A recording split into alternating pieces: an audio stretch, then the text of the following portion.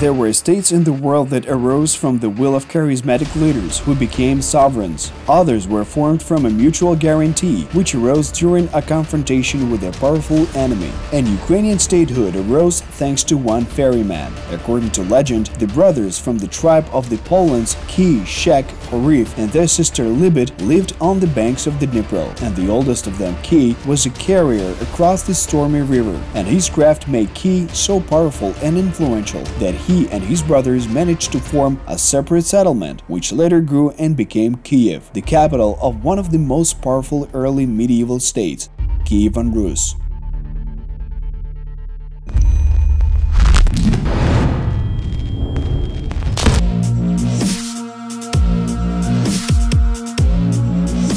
Living along such powerful rivers as the Dnipro, Dniester, Bug, and Don, our ancestors were simply forced to be good sailors. In addition, these rivers, including the Dnipro, were lively trade routes. This feature was noticed the first time by the ancient Greeks who settled along the banks of the Prepontida on the coast of the Black Sea. Their merchants on ships began to rise from the mouth of the Dnipro, the Dniester, and the Don up to the lands of steppe barbarians. In particular, Greek merchants had a lively trade with the Scythians. When Kyiv became the center of a powerful state, Kyivan and Scandinavian merchants began to build a waterway already downstream, to Byzantium, to the Greeks.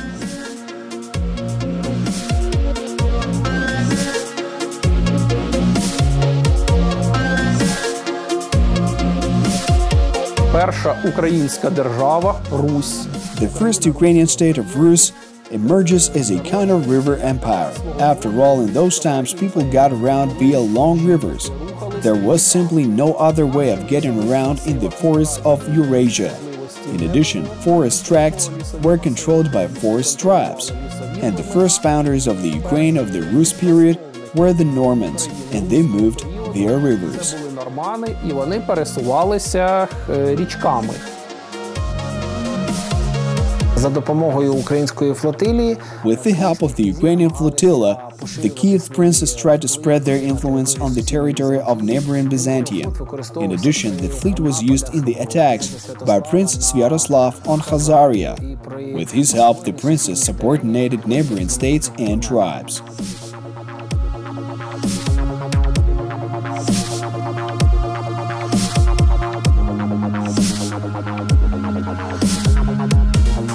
Then there was no strict separation between a merchant, a warrior, and a sea robber. The same people often spoke in all three guises. Their behavior depended on the circumstances they found themselves in. Even the princes of Kyiv quite often acted with their squad as security detachments with merchant caravans. Such voyages were a lucrative business, and when the princes realized this, they quickly got hold of the main commodity flows, which were moved by rivers and then by sea to Constantinople. In this way, the prince also acted as the largest merchant. On the other hand, the princes and nobles did nothing in any way to equip the state fleet.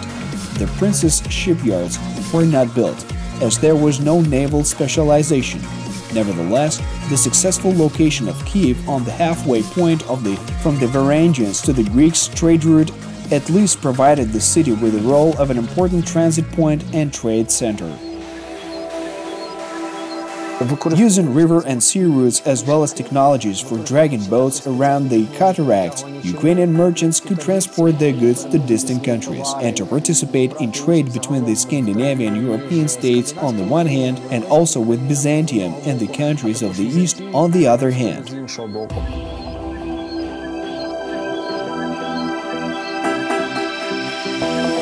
The weak spot of this trade route was the so-called drag. This is the place where it was impossible to move by water. That's why boats had to be dragged along the shore. A special track was built, stacked with round trunks of trees, and ships rolled on them, like on a conveyor belt. That's why the boats needed to be small and super light. Most of the merchants who decided on the drag did not even unload their goods from the ships. After all, the loading and unloading operation and the transfer of goods often ended in theft or even robbery by forest tribes from the surrounding area. Given this danger, the way from the Viking to the Greeks was laid not so much by the merchants as by the tribes of the Viking warriors. They were not afraid of attacks by forest tribes. Moreover, they themselves hunted foresters, captivated them, and then sold into slavery in Byzantium.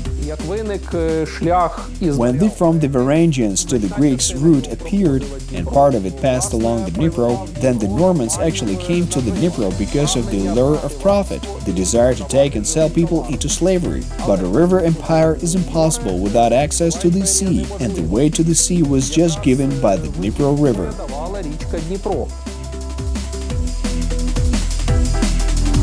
But you still had to get to the Dnipro. The first drag was between the Lybid River and the western Dwina River, and from there overland once again to the upper reaches of the Dnipro. Another drag already in the lower reaches of the Dnipro is the so-called rapids. They were once located between the current cities of Dnipro and Zaporizhia, and now they are at the bottom of the Dnipro reservoir. However, during the times of Kyivan Rus and in the Cossack period, the rapids, these were rocks and stones in the middle of the riverbed, led to an almost guaranteed shipwreck, so the rapids were bypassed overland. And it was not easy, because the length of the piece of river with rapids exceeded 80 kilometers. There were 12 rapids, so it was necessary to drop boats 12 times on the water and lift them to the shore.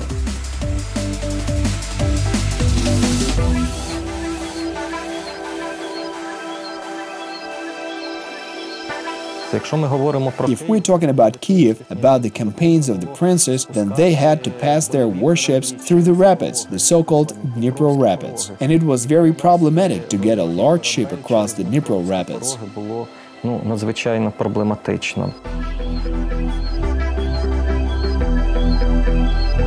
River types also determine the types of vessels. Boats should have flat bottoms to pass through shallow water and light enough to be pulled by dragging. At that time, our ancestors did not have seaports, so they went to sea on river boats. These boats were small and very poorly adapted for navigation on sea waves. So going into the sea, the merchant caravans kept in sight near the coast, and so in fact the merchants sailed to Constantinople by following the contour of the coastline. The boats of Kyiv merchants were actually quite strong and seaworthy, sufficiently safe for river boats, and they were completely different from the ships of their competitors, Scandinavian Vikings. Their ships had a wooden frame lined with planks, and the vessels of Slav merchants were hollowed out from the solid trunk of a tree. Розвивався, наприклад, річковий флот, так. For example, the river fleet developed. These were so-called monoxels, or dugout canoes. What is a monoxel? These are boats made from a single tree trunk. Our ancestors have since the Stone Age been going to their neighbors on such boats to conquer their territory. They're mentioned in the work by Byzantine Emperor Constantine Porphyrogenitus called On the Management of the Empire. The emperor writes that the Slavs from our lands did not just go on such boats along the Dnipro, but also went out to sea. Moreover, they decided to maneuver on their monoxels against the Byzantine fleet and land on the coast of the empire of Constantine Porphyrogenitus. The Byzantine emperor noted such a feature. The Slavs living in the forest cut the thickest trees, made boats out of them, and handed them over to the Rus, and the latter attached oars to them, and they float on those boats in the sea. There is such an intertribal specialization. The first ones are shipbuilders, the others are seafarers. By the way, single-deck boats were hollowed out on the territory of Ukraine right up to the 19th century. Some of these monoxels serve fishermen to this day. Така цікава, неперервна традиція судобудівництва. There was such an interesting tradition of shipbuilding on the territory of our state. The first thing was local shipbuilding, beginning with monoxels, with their improvement under the impressions received from guest ships. And the second is when subsequent waves of guests arrived on their boats. Then the local people saw and perceived the specifics of these boats. Бачили специфіку побудови цих човнів.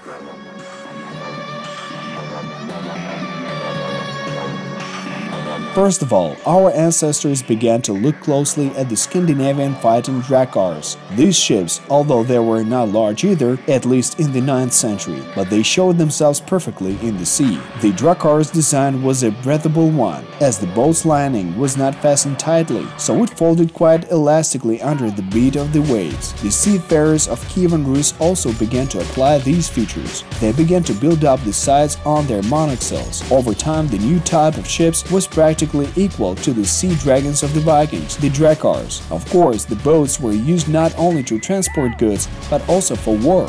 More precisely, to transport troops and supplies to the theater of war. Our princes did not dare to conduct battles on boats against the Byzantine fleet, equipped with Greek fire.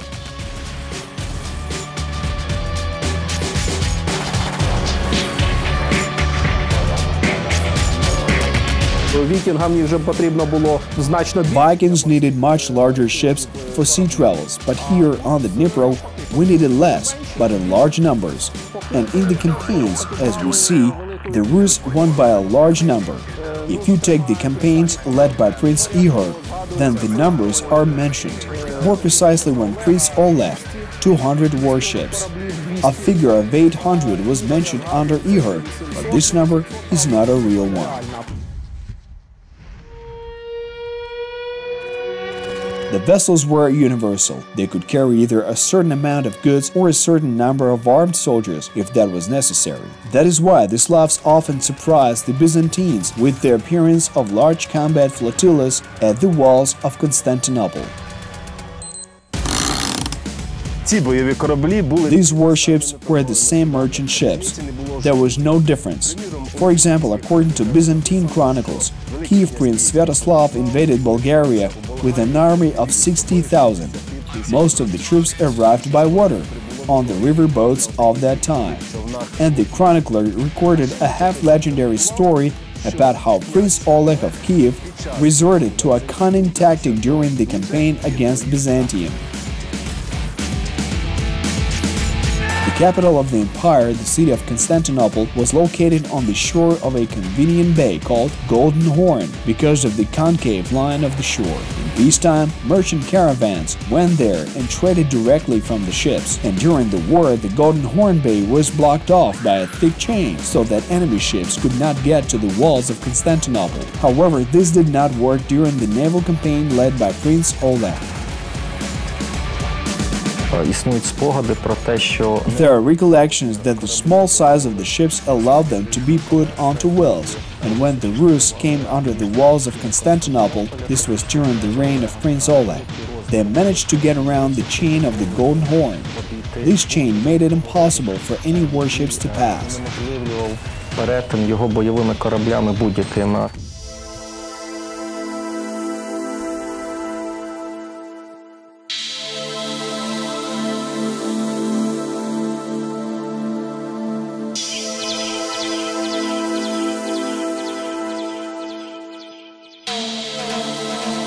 It is not known whether Oleg put his ships on wheels or on ice rings made of tree trunks as during the drag.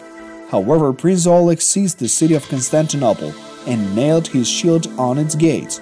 The chronicler announced this proudly. By the way, Prince Oleg was not only a master of military tactics, but also a strategist.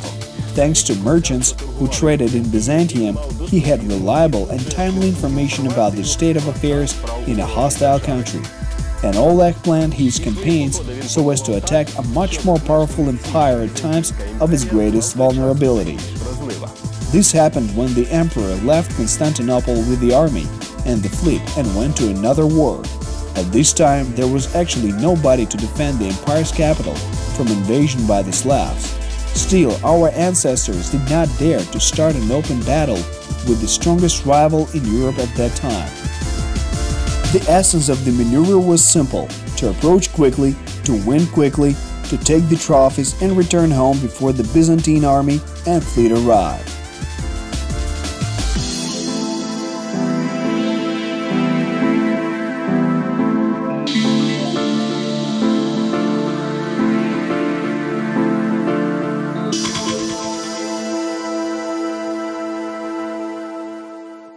Менші ці кораблі, лодії, то тут вигравали ще й швидкохідні. Smaller ships also won due to their speed. After all, the Byzantine fleet was also oared, and the Rus boats could go both on oars and under sail. But the smaller and lighter boats had a certain advantage in their speed and maneuverability. That is why after the attack, the Rus managed to leave Constantinople even before the arrival of the Byzantine fleet. Відходити із Константинополя до приходу візантійського флоту.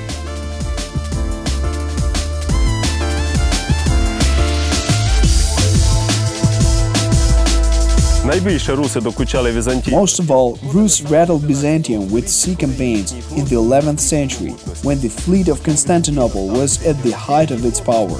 A full time of peace came to Byzantium later, and the fleet was gradually reduced, so that it virtually disappeared. Venetians were actually responsible for the defense of the empire at sea from the 12th century, and in those days Kyivan Rus entered a period of civil strife, and then nomadic tribes in the lower reaches of the Dnipro completely blocked its way to the sea. But this is the subject of the next program. In the meantime, remember that each phenomenon has its good and bad sides. It's pro and contra.